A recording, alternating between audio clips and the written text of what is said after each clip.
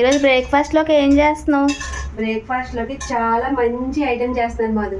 పిల్లలు కూడా వద్దన్న వాళ్ళు చక్కచక్క తినేస్తారనమాట, ఎంతో ఇష్టంగా. ఏంటమ్మా అది? ఇప్పుడు పిల్లలు చాలా మంది బీట్రూట్ ఇష్టపడరు కదా. అవును. ఇష్టపడిన వాళ్ళకి ఇప్పుడు ఎలా పెట్టాలంటే వాళ్ళకి ఏదో తినే రూపంలో ఇప్పుడు నేను చపాతీ చేస్తున్నాను, దీంతో బీట్రూట్ తోటి చపాతీ చేస్తున్నాను. చాలా మంచిది, తింటారు కదా వాళ్ళకి. బీట్రూట్ వెళ్తుంది, చపాతీ వెళ్తుంది.